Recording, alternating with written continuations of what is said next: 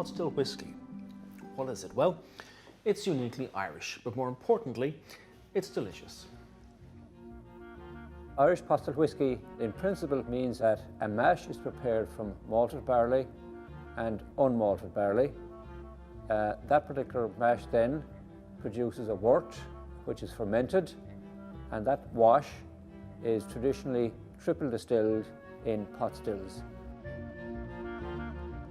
So where did pot still whisky come from? It might well date back to the malt tax of 1682, introduced by the British government as it struggled to tighten its grip on the unruly Kingdom of Ireland. Legend has it the only thing the Irish thought less of than the English were their taxes, so as they could do nothing much about the former, they decided to evade the latter.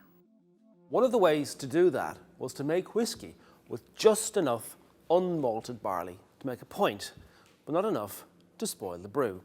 It would seem then that, like many of mankind's greatest inventions, pot still whisky was something of an accident, but happily one the world embraced. Such was the demand for pot still Irish whisky that the industry rapidly evolved into a model of Victorian enterprise. Irish distilleries weren't small and rural, they were huge and urban. The Powers cooperage alone took up more than 1 acre of inner city Dublin, while some 300 men were employed at the John Jameson distillery. By 1835, there were 93 licensed distilleries in the country, most of them exclusively producing Irish pot still whisky, and the largest pot still in the world was in operation at the Midleton distillery with a capacity of 31,500 gallons. It was Irish pot still then, and not Scotch, that turned the world onto whisky. By the 1830s, the industry here in Ireland was in its prime. But it was about to be struck by a series of devastating blows that started here in Cork with this man, Father Theobald Matthew. For in 1838, he founded the Cork Total Abstinence Society. In that year alone, 20 distilleries closed. At its height, 3 million people had taken the pledge. Then, of course, there was the famine itself, which decimated the Irish population. 1 million died, another million fled, leaving behind a broken country. But the spirit of Ireland endured. The smaller, weaker distilleries closed. By the end of the 19th century, only the strong survived. Despite everything, there was still a worldwide demand for quality Irish pot still whisky. And that whisky continued to win acclaim both with the public and in competition. By the end of the 19th century, pot still Irish whisky's hold in the world was so complete that our distilling cousins from Scotland, in the shape of their largest distiller, DCL, opened a plant next to the Phoenix Park, where they promised to make the finest Dublin whisky.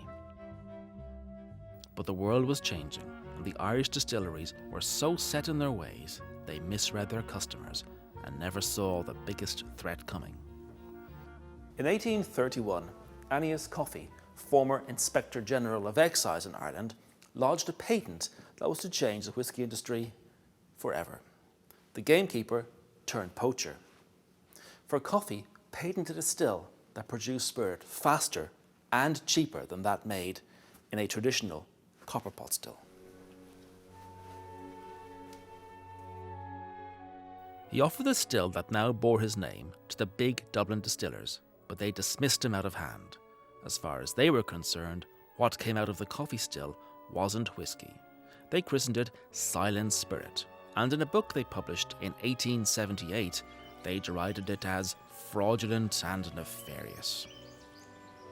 But Coffey didn't let this get him down.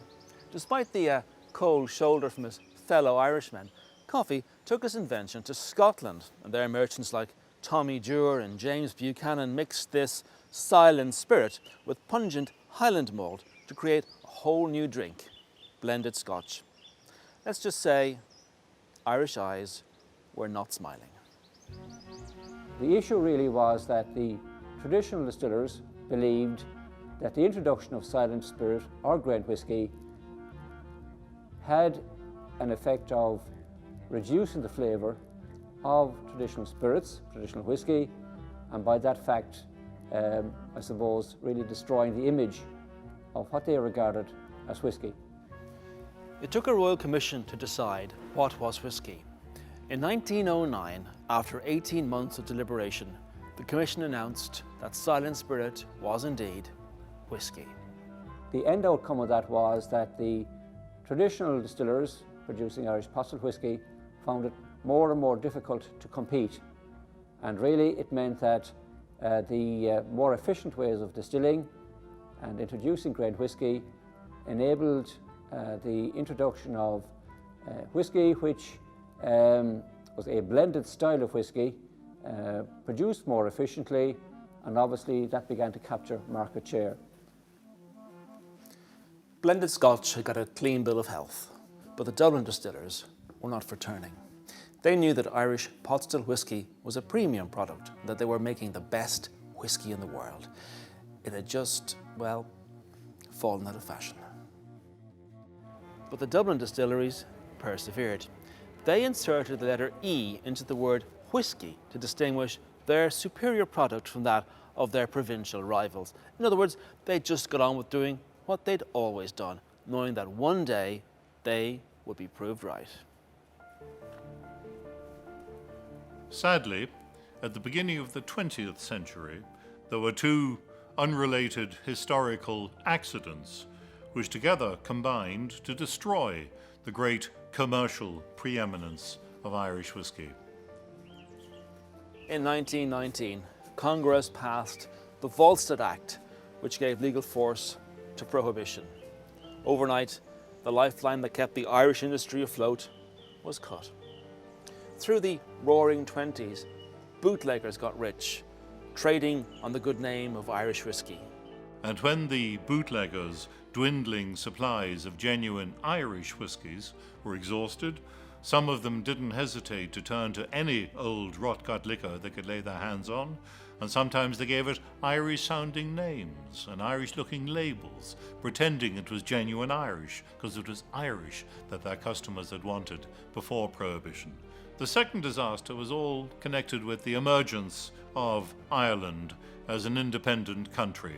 After the eventual establishment of the Irish Free State in 1922, the De Valera government got into a trade war called the Economic War with England and put up tariff barriers against English produce.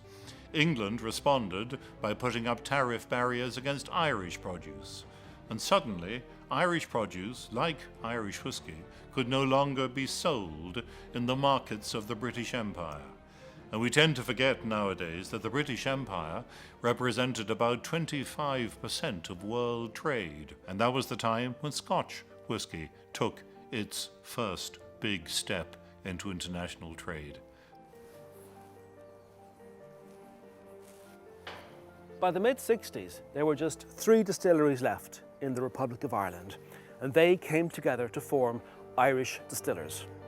Whiskies we know and love like Jameson, Powers and Paddy became blends, and they put Irish whisky firmly back on the world stage. But it came at a cost. Single pot still whisky almost vanished. We're very, very fortunate that the family members who continued the business were very convinced of the correct approach to whisky distilling. They had the resources, they were family controlled, and they had a belief in their style of whisky.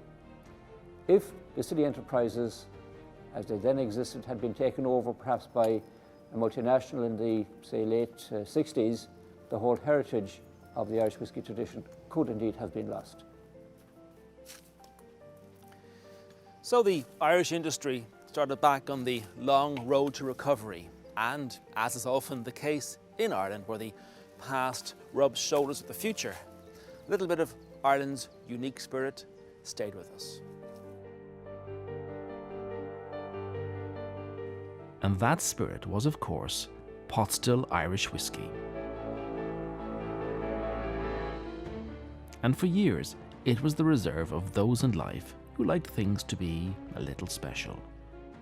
Those who know that fashion is passing, but style is eternal. So today, not only are we celebrating the past, but heralding a new era for pot still Irish whisky.